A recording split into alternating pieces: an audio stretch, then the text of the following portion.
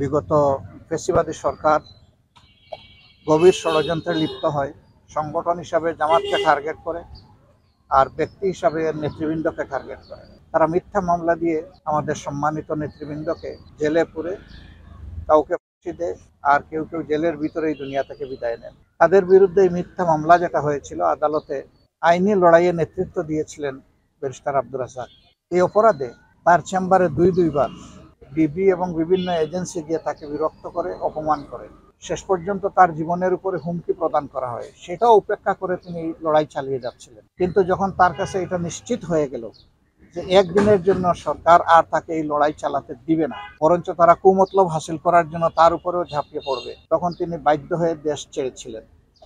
তার ব্রিটেনেরও নাগরিকত্ব আছে, সেখানে তিনি ছিলেন।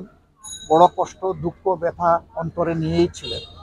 বারবার তিনি ছটফট করছিলেন বাংলাদেশে আসার জন্য, কিন্তু আল্লাহ পাকের ইচ্ছা তার এই নিঃসঙ্গ প্রবাস জীবনে তিনি বহু কষ্ট করেছেন। 2 দফা বিভিন্ন ক্যান্সারে তিনি আক্রান্ত হয়েছেন। দীর্ঘদিন সেখানেও চিকিৎসা নিয়েছেন, বাংলাদেশে এসেও তিনি চিকিৎসা নিয়েছেন। কিন্তু আল্লাহ তাআলা তাকে তার কাছে নিয়ে যাওয়ারই ফয়সালা করেছেন, আল্লাহ নিয়ে গেছেন। তার শেষ দিনগুলো অত্যন্ত কষ্টের ছিল। আল্লাহ তাআলার দরবারে দোয়া করি, আল্লাহ তাআলা এই সকল কষ্টের বিনিময়ে এবং তার জীবনের সমস্ত নেক খেদমতের বিনিময়ে আল্লাহ তাকে ক্ষমা করে দিন। তার গুনাহ এবং ভুলগুলোকে ক্ষমা করে দিয়ে আল্লাহ তাআলা নেকিতে পরিণত করে দিন। তিনি আসলে মজলুমের পক্ষ হয়ে জালিমের বিরুদ্ধে লড়াইয়ের এক বাস্তব প্রতীক ছিলেন। আমরা আশা করি যে এখান থেকে যারা আইন অঙ্গনে সত্যিই মানুষকে, মজলুমকে সেবা দিতে চান, তাদের অনেক কিছু পাওয়ার আছে, নেওয়ার আছে, শিকার আছে। তিনি কখনো কোনো অনৈতিক মামলা গ্রহণ করতেন না। যে মামলা যথাযথ বলে মনে হতো সেইটাই করতেন। এর বিপরীতে যত মামলা আসুক, কাড়ি কাড়ি টাকা আসুক, 2 হাতে তিনি ফিরিয়ে দিতেন। তিনি আল্লাহকে ভয় করেই চলতেন বলে আমরা বিশ্বাস করি।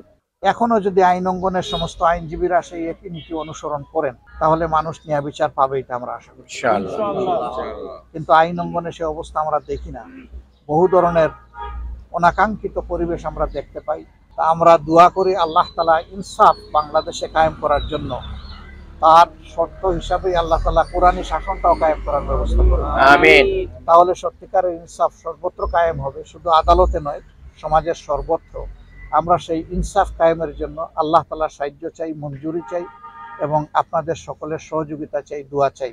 আপনারা সবাই দোয়া করবেন। এই কবরস্থানে তিনি ছাড়াও আল্লাহর যত বান্দাবান্দি শুয়ে আছেন, আমরা গুনাহগার মানুষ, আল্লাহর দরবারে তেলাওয়াত করে, ইস্তেগফার করে, দুরুদ করে আমরা দোয়া করেছি। আশা করি আমাদের মাওলা আমাদের দোয়া কবুল করবেন।